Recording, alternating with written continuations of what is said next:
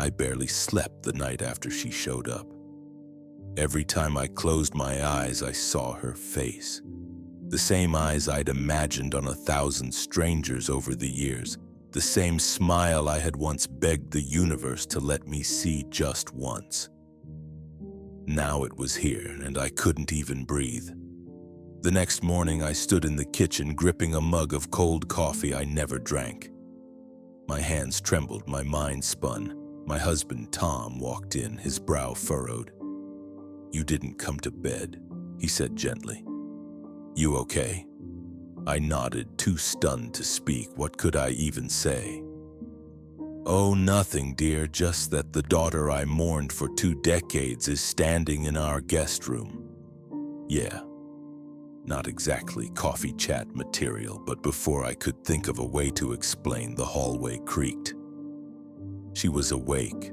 She stepped into the kitchen, eyes wide, her long auburn hair messy from sleep. I saw her hesitate. Then she gave me a small, unsure smile. "Good morning," she said softly. Her voice, it was warm, familiar. I opened my mouth, but nothing came out. My throat tightened. Tom turned to her, confused. "Hi, and you are?" I had to say something, anything. This is Lily," I whispered. Tom stared between us. I saw his expression change, saw the realization hit like a slap across his face. He knew, he remembered, the baby, the funeral, the way I never stopped crying. He looked like he'd seen a ghost. We sat at the kitchen table, the 3 of us. Silence sat heavier than words. Lily, no, my daughter, fiddled with the corner of a napkin.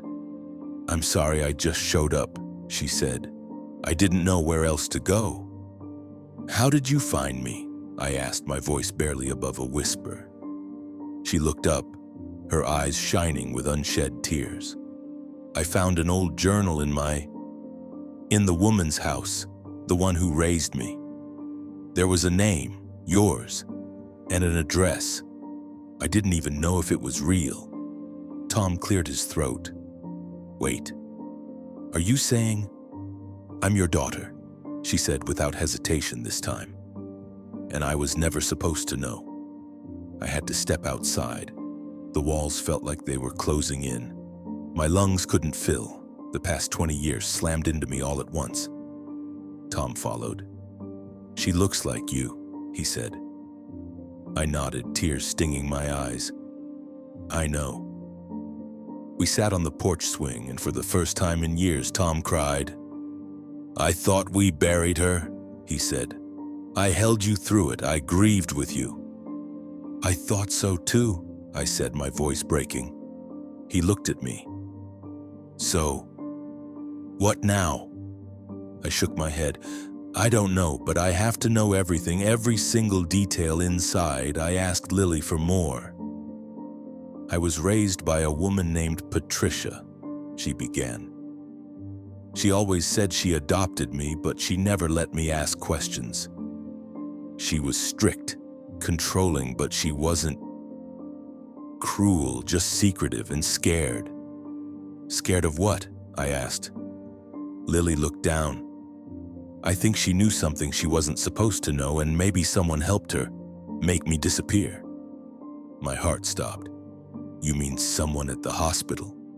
She nodded slowly. "There's more. I found a bracelet in a locked drawer. It had a hospital name on it, the date on the tag. It matched my birthday." My hands shook. "What hospital?" She pulled out a wrinkled photo of the tag. My eyes scanned it, and then there it was. St. Margaret's Regional, my hospital. The one where I'd been told she died. I hadn't set foot in St. Margaret's in nearly 20 years, but I still remembered the hallway, the smell of antiseptic, the 2 bright lights, the nurse's station that used to look so warm but now just felt haunted. I didn't come alone. Tom insisted on joining me, and Lily.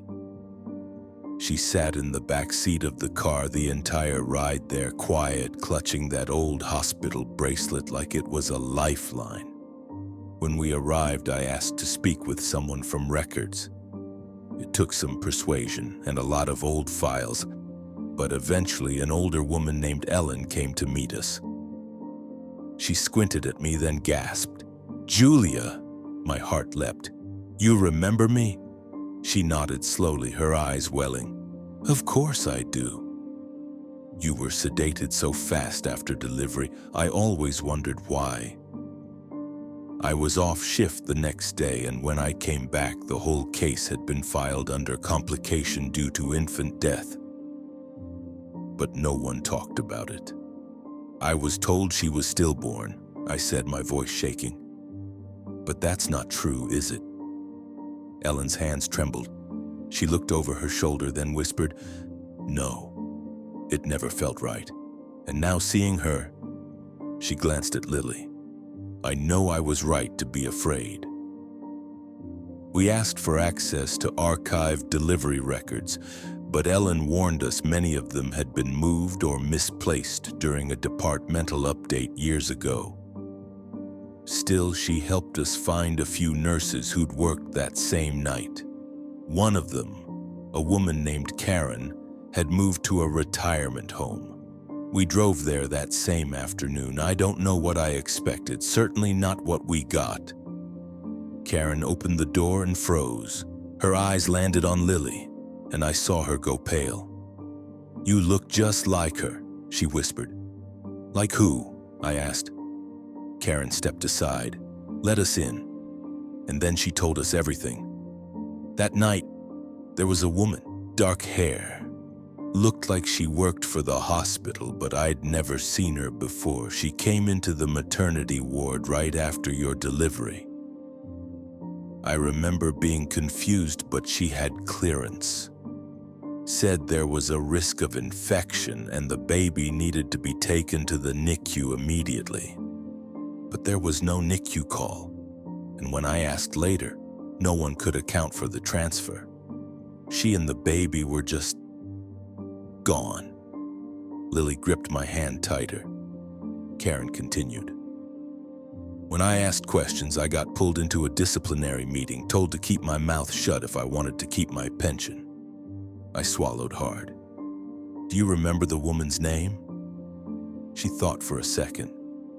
Then slowly, Patricia. I think her name was Patricia. My blood ran cold. That was the woman who raised Lily, I said. She passed away a few months ago. Karen looked stunned. Then she knew everything. She was part of it. That night, back home, I couldn't stop shaking. So much had been stolen from me, from us. I watched Lily sleep on the couch, clutching the same teddy bear she'd carried into our home that first day. And I realized something horrifying. This wasn't just about me anymore. This was about her. Her life, her identity, what she'd lost, and what she still deserved to know. The next morning, I got a call from Ellen at the hospital. She'd gone digging after we left, and she'd found something. A signed release form from the night of Lily's birth. Only, the signature on the form wasn't mine. And it wasn't Ryan's. It was forged. The person who authorized the removal of my daughter wasn't legally connected to me at all. But there was a name scribbled in the corner. A name I hadn't seen in over a decade. Ryan Benton, my ex-husband. I nearly dropped the phone. He knew. He had always known. And he'd let me grieve. Let me suffer. Let me believe our daughter had died.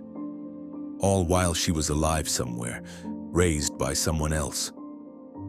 I confronted Tom in tears. I have to see him, I said. I need to ask him why. He didn't try to stop me. He just looked me in the eyes and said, "Then let's go." We drove across town to Ryan's office. He worked for a mid-level insurance company I had for years. He opened the door with that same smug look he always wore, until he saw Lily. And then, He turned white. "Julia," he said cautiously, what is this?"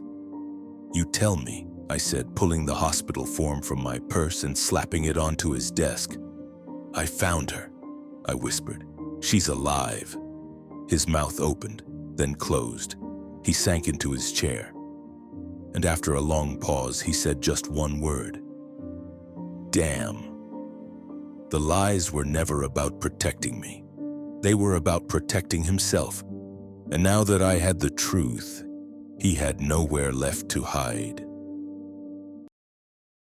I thought I had seen the worst, but the truth waiting in the next room was something I never could have imagined. Click on part 3 to see how it all ends.